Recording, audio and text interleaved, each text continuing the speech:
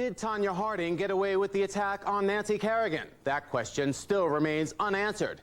Today on Inside Edition Weekend, Miss Harding under fire about her role in the most sensational case of the year. We got the story. Next flight to Chicago. We gotta go last. The eyes of the world were upon her with moments of beauty and grace and times of shame and disgrace. Today, an Inside Edition exclusive. Tonya Harding finally talks openly about the lies. I did lie, and I did try to help cover up. Jeff Gillooly. Jeff has not ever said to me that he did it. And answers the tough questions everyone wants to ask. There are people who want to believe that you are just an evil bitch. You're going in.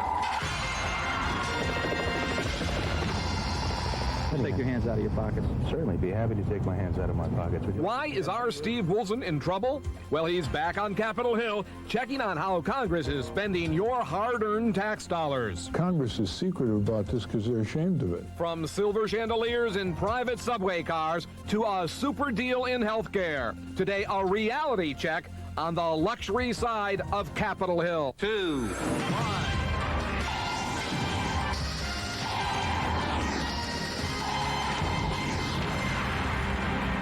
Hello, I'm Craig Rivera. Thanks for watching today. Few crimes in American history have attracted as much attention as the attack on Nancy Kerrigan last January. Inside Edition covered the case extensively with a number of exclusive reports on Tanya Harding. But what really happened still remains a mystery. Tanya admitted she covered up information about the actions of her friends and ex-husband. For that, she was fined and put on probation. But some believe Tanya Harding was directly involved in the planning of that terrible attack. Well, today, for the first time since she plea bargained in March, Tanya speaks out, and we will confront her with the evidence.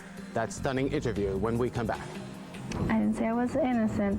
I did lie, and I did try to help cover up, but I'm paying for that now. I had to give up my amateur career.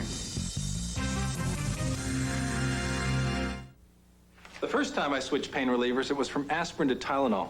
Then recently, I switched again, from Tylenol acetaminophen to Advil. You see, I got these really pounding headaches, and I found Tylenol didn't always get rid of all the pain. So I tried Advil and found that for my really tough headaches, 2 Advil worked better than 2 extra-strength Tylenol tablets, better than extra-strength Tylenol caplets, better than Tylenol gel caps. For my tough headaches, Advil just works better. Advil, advanced medicine for pain. The genius of a great drama is revealed when it looks into your very soul. Death of a Salesman, written by Arthur Miller, is that kind of achievement in American drama. I'm Hal Holbrook, and I'm proud to be here in Cleveland with Steven Weber and Elizabeth France in a new production of this modern masterpiece directed by Gerald Friedman for the Great Lakes Theater Festival. May 5th through the 21st at the Ohio Theater. For tickets, call 241-6000. Nobody eats ribs like they do in Cleveland. Cleveland becomes Rib City, USA when TV8 presents the Twin Value Great American Rib Cook-Off. Rib cookers from across the nation return to Cleveland May 26th through the 30th at Burke Lakefront Airport.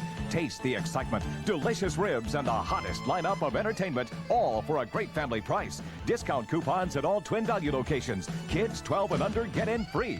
The Twin Value Great American Rib Cook-Off, presented by Pepsi, WMMS, and Cleveland's own TV8. Children are the largest group of Americans living below the poverty line. They have to reach higher for what others take for granted.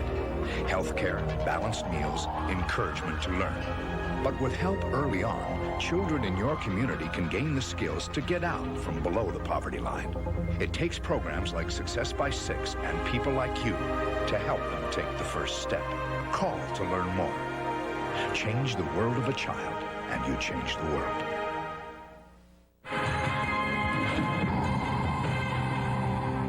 Many people in Portland and around the world believe Tanya Harding got away with planning a terrible crime. That is to say, she got off lightly. Well, Joe Loy spent months covering Tanya Harding, and in our exclusive interview, he confronts her with the questions that have so far gone unanswered. When somebody plea bargains to something, in some people's minds, it's going to say they only cut the deal because she was guilty of more. and that's why they cut the deal. What do you say to those people? I don't like your wording, first of all. I didn't cut a deal. I made a plea agreement with the district attorney in the court system. And it wasn't, you know, cutting a deal. It was like, I mean, because my life has been a roller coaster, you know, for 2 months, and it was just tearing me apart. It's just been too much for me to handle. I couldn't handle anymore. I couldn't go on with it, you know. So I just wanted to get it over with, you know, so I can go on with my life. Your dream, your life's dream, has always been to win a gold medal, to go down in the record books for that. Unfortunately, now you have a criminal record. You're a convicted felon. What went wrong? Being associated with people I shouldn't have been associated with. What is there, do you think, in your character that let that happen, that let you make that mistake? Because my skating was the most important thing to me. And I would do anything to do that. What did Tanya Harding do for her skating career? How far would she go? So began the greatest scandal in sports history. If they can find the people that did it, maybe it'll help other people from getting hurt. A scandal that ultimately brought down Tanya Harding's ex-husband, Jeff Gillooly, guilty of racketeering. Also charged in the crime, Gillooly's pal, a James Bond wannabe named Sean Eckhart. At the center of it all was Tanya Harding. Tanya, how you doing? Excuse me? I'm accepting a plea of guilty to conspiracy to commit hindering prosecution. Harding herself has pleaded guilty to being involved in a cover-up. To this day, she insists she had no prior knowledge of the Kerrigan attack, despite her ex-husband's insistence that she too was involved. Even now, there are people who just, for whatever reason, think that you had to be in on the attack on Nancy Kerrigan before it happened. Were you? No, I was not. I did not know anything about it until I got home. And in the next 2 days, between Monday night when I got home on the 10th and then Wednesday, that's when I found out that, that Sean was involved and Jeff was involved. Harding says the night she returned to Portland from Detroit, she began to hear bits and pieces of conversations between Eckhart and Gillooly. No, sorry, I have no comment.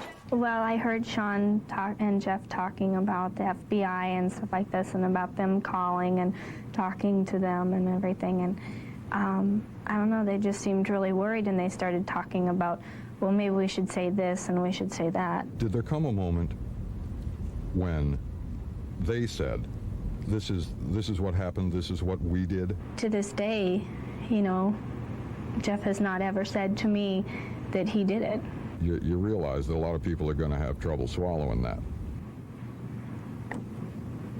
For a lot of people, they can't understand how you found out this guy, this person close to me, and these other people are involved in this heinous, brutal assault on an innocent individual, and why you don't go, what's the matter with you? I'm going right to the police. Why didn't you do that? Because I was scared. At first, I didn't believe it was true, you know, but then when I found out, then it was all so quick that it just all happened just like you can snap your fingers. Harding says her fear stemmed from a long and allegedly abusive relationship with Jeff Gillooly. What was the level of fear? I'd say a 9. A 9. That's up there with terrified. Yeah. How many times during that period did he strike you? Strike me once and pushed me once. Raise his voice? Many, many times. And threaten you? Yes. How? Well, at one point in time, at the very end, he told me that if I didn't cooperate, that he would have me taken care of. He used those words? Yes. Did you take him seriously? Yes. As soon as I know something, you'll know something. You spent a week telling the press and the public, I don't know anything about it. What was that week like? I felt like I was living in hell. I mean, everybody that I talked to knew that I was lying, you know. And they kept saying, why don't you tell us the truth? And, well, I am telling you the truth, you know. I mean, Jeff was there the whole time, you know, up until the last day before I went in and talked to the FBI, you know. And every single day the story changed. I didn't know what to tell them. Just before you went in to meet with the FBI, what were Jeff's last words to you then? Do you remember the story? And I said, yeah. And you went in with a story. I went in with about 20 of them put together. What's it like to sit there and lie and know you're lying to the FBI? Scary, because I knew that they knew I was lying. And I didn't know what to do. I mean, didn't know what to do. When was the moment that you knew you were going to have to give up Jeff? When they told me that if I didn't tell them the truth, that I would go to jail. I wasn't willing to go to jail. Tanya, do you have something to say? No, I'm afraid she doesn't. By the time the 11-hour FBI interview was over, Harding had changed her story, come clean, she says, implicated Jeff, and admitted her role in the cover-up. I had no prior knowledge. But in her subsequent statement to the press, Harding only said she failed to report the crime and never admitted she lied to help cover up. Let's step in between, only a 2/10 deduction there. Tanya Harding held her dark secret close all the way to Norway and the Olympics, where she took on the image of the all-American athlete. I feel really good. I feel that I will peak at the right time. Did you deserve to go to the Olympics?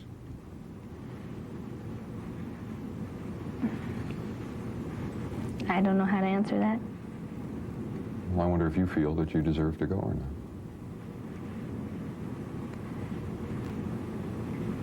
I don't know. I don't know how to answer that question. Did you feel in any way that you were conning the American public by being there? No. I mean, I knew I did something wrong, but I knew that, you know, soon I would take the responsibility for my actions. We saw so many different sides of you. You can be the athlete Tanya, the in-charge Tanya, the happy Tanya. Where does the real Tanya lie in all these faces we see? I'm all one person. There are those who say that you can change, the Tanya you're going to see can change at the drop of a hat. I can get mad really easy. No, out of my way! Jesus! There are people who want to believe that you are just an evil bitch and that you're making all this up and trying to play like some sweetheart. Yeah, there's a lot of people out there, but, you know, that's just because they don't know me. And that's what they have read in the newspaper or something like that. You've pleaded guilty to hindering prosecution. You've lied to the FBI. Do you think people will ever believe you now, knowing that you've already lied? If they know the circumstances, I think that they would understand. Did the evidence that you saw show that she was involved before the attack? Well, I think there was substantial evidence to support her involvement in that. Many, including Portland's district attorney, think Tanya is guilty of more. Among the lingering questions is whose handwriting is on notes that may have been written by Tanya and Jeff. On the notes was the name of the rink where Nancy Kerrigan practiced. The notes were found in what is purported to be Tanya and Jeff's trash, dumped miles away from their former home. Was that your trash? Well, I guess it was our trash, but I mean, I recognize Jeff's handwriting, but I don't know anything else about the paper. So it wasn't your handwriting on that paper? All I recognized was Jeff's handwriting. But was it your handwriting? I just recognized his. The other thing is allegedly making phone calls to determine Nancy Kerrigan's, where she practiced and what her practice schedule was. Did you make any of those phone calls? No, I didn't. Did you make any phone calls about Nancy Kerrigan in any way, shape, or form? Nope. But according to this woman, freelance skating writer Vera Morano, Harding did make a phone call asking about Nancy Kerrigan in the days before the attack. We reminded Harding of that call. Are you familiar with what Vera Morano told the FBI? Mm-hmm. What happened? Did you call Vera Morano? Yeah, Jeff bet me that there was this thing about where Nancy lived. Tanya says the call was made not because she was part of the plot, but because she and Jeff had a bet going about where Nancy Kerrigan lived and practiced. It was like a bet, you know? And so I said, well, I can prove it, you know? So I called up there and asked her, and she goes, yeah, this is da-da-da-da, you know? And about where she practiced? You came up with a bet about where she practiced? I really don't remember the whole conversation.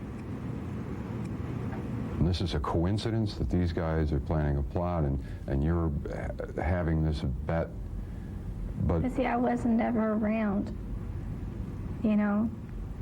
I mean, anybody can pull off anything and behind anybody's back and you wouldn't even know it. And you're the innocent in all of this? I didn't say I was innocent. I did lie, and I did try to help cover up, but I'm paying for that now. I had to give up my amateur career. You know? I had to give up my life, basically, for what Jeff did and what Sean did. And that's the story? Yes. The whole story? Yes. What really happened? Yes. This is the truth? Yes. As for Tanya's future, well, she told us she hopes to skate in some professional ice shows. But for now, she's helping to feed the elderly as part of her 500 hours of court-ordered community service. And when we come back, government perks. Congress has them, but they don't want us to know it. How does this guy get to park at this spot day in and day out? How does that happen? Well, that's part of the Maharaja Imperial Congress. Because after all, they've been anointed. They're a law unto themselves.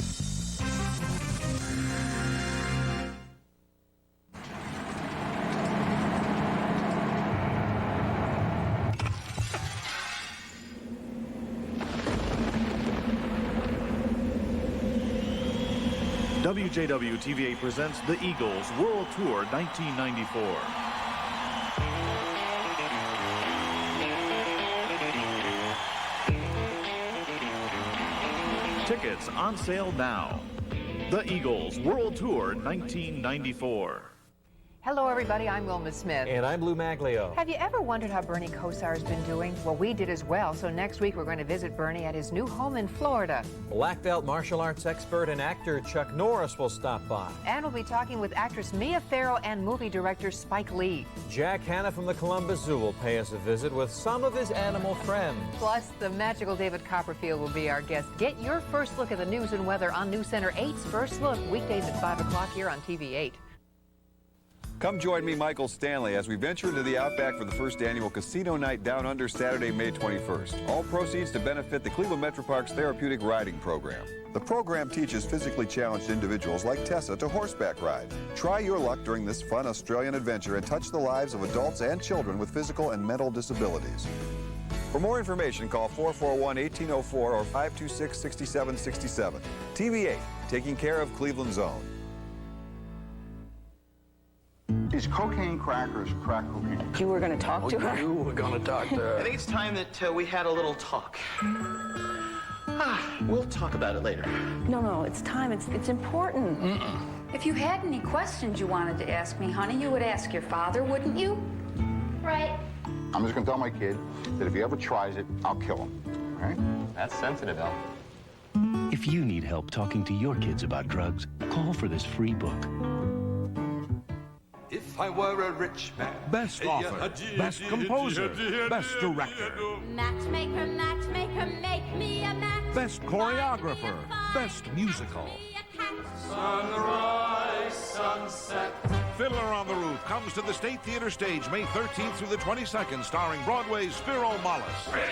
For tickets to Cleveland Opera's Fiddler on the Roof, call 241-6000 today. Fiddler on the Roof, live at the State Theater. Don't miss it.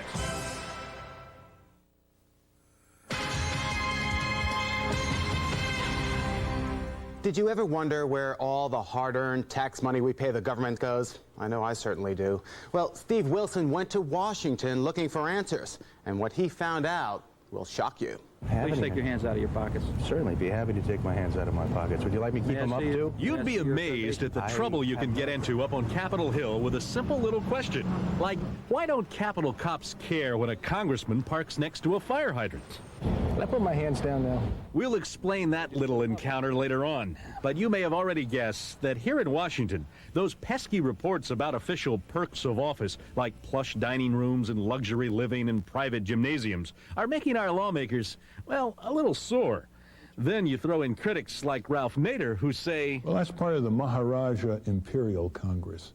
They don't want to stand in line. They don't want to go through the parking problems that ordinary Americans go through, because after all, they've been anointed. They're a law unto themselves.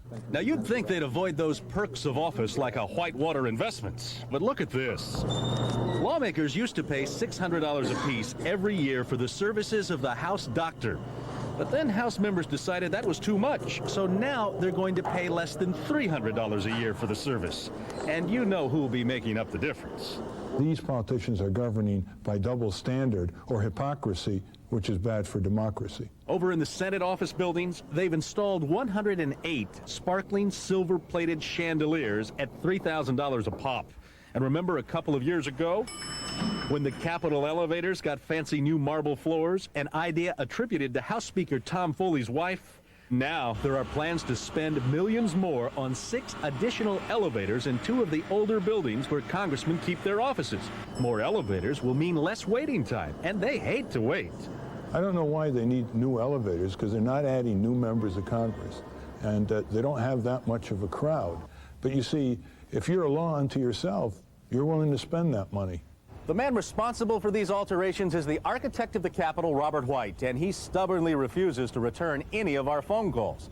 Now, even though your tax money paid for most of these changes, Congress would much prefer that you didn't get to see them.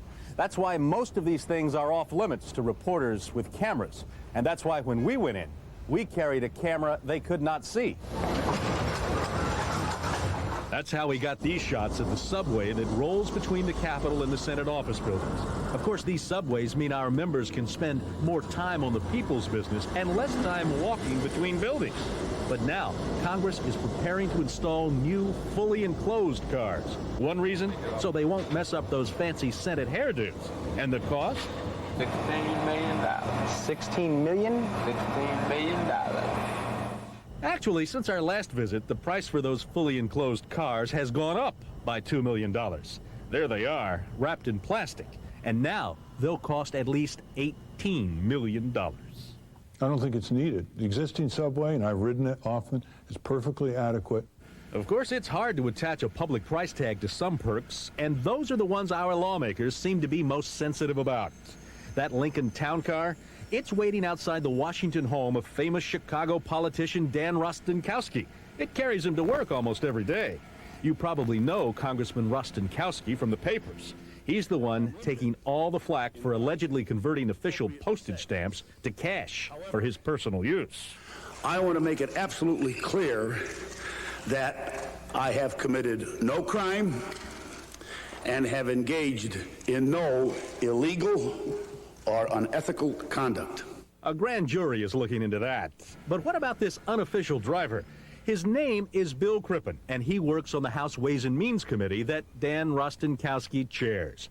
Now, driving the chairman is not part of his official duties. Cars and drivers are reserved now only for the top few senior congressmen, and Rusty is not one of them. Well, Rusty's PR man would not describe the arrangement except to suggest that we talk to Mr. Crippen directly. So we tried. Can't ask me anything. Is this part of your official job here to drive the car? That's the only thing. We just need to... Huh? Bill? Later, on Capitol Hill, we discovered that Rusty not only has an unofficial driver, he's got an illegal parking spot right in front of a fire hydrant. And this is where I got into a little trouble. You're the police officer. You're sworn to uphold the law. You're the one who's supposed to be handing out the tickets even-handedly. How does this guy get to park at this spot day in and day out? How does that happen? Sergeant Michael McCumber wasn't talking or writing any tickets for the chairman's illegally parked car. But the moment our camera crew took 2 steps into the street to get another shot... Gentlemen, let's see your driver's license. You're going to give them a ticket for stepping in the street? You got a driver's license? Here, let me shoot this. I can shoot this. The sergeant ordered his sidekick to write up the crew. The charge? Walking so as to create a hazard. And as for Sergeant McCumber, oh, he's not through yet. Please take your hands out of your pockets. Certainly be happy to take my hands out of my pockets. Would you like me to keep them up, too? He only wrote up a police report on me, but never a ticket for the congressman. Or... Here's a double parking here. Do we want to write these guys up, too?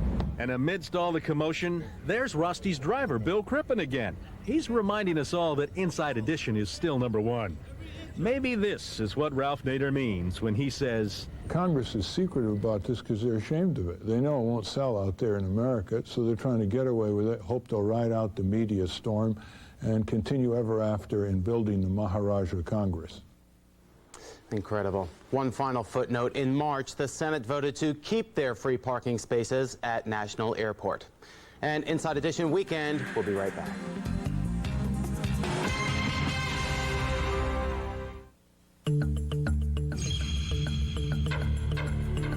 Good times aren't necessarily good for your skin, which is why you need new Moisturizing Dial Plus. It's antibacterial to kill germs that cause odor, while moisturizers help keep skin soft. New Moisturizing Dial Plus. Hard on germs, soft on skin. Allergies can ruin my day. My husband's a doctor and could prescribe anything for me, but he recommends Dimetapp Extentabs. Extentab's powerful formula provides not 4, not 6, but 12 full hours of adult allergy relief. One tablet lets me keep going all day. Doctors have recommended the Dimetapp brand over 200 million times, including 12-hour Dimetapp Extentabs. I trust my husband, and he trusts Dimetapp. All fast food value menus are not created equal. So what makes Arby's new 99-cent value menu so special? Quite simply, the food. Like Arby's Melt with Cheddar. Arby's slow roasted roast beef covered in a blanket of luscious cheddar on a toasted bun. So whatever item you choose, each is just 99 cents every day. So for the food you want at the price you want, try Arby's new 99-cent value menu. Available each and every day at Arby's. As high school comes to a close, seniors everywhere make special plans for their prom and graduation. And every year, it seems, we lose one of those promising young people to a drunk driving accident. In an effort to prevent such tragedy, TV8 and the Ohio Motorists Association joined together to sponsor the 10th annual SAD Workshop. Over 4,000 students gathered in the fight against drinking and driving. TV8 salutes these students for taking a stand on this critical issue. Taking care of Cleveland's own TV8.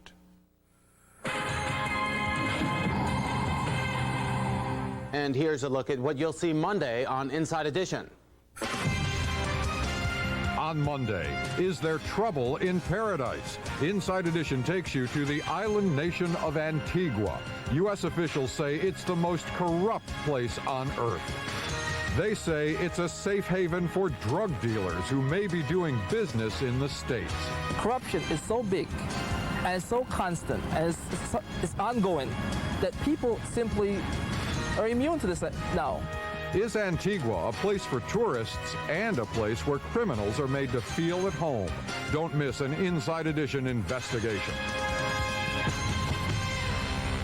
And that's it for Inside Edition Weekend. Thanks for watching. I'm Craig Rivera. Have a great weekend.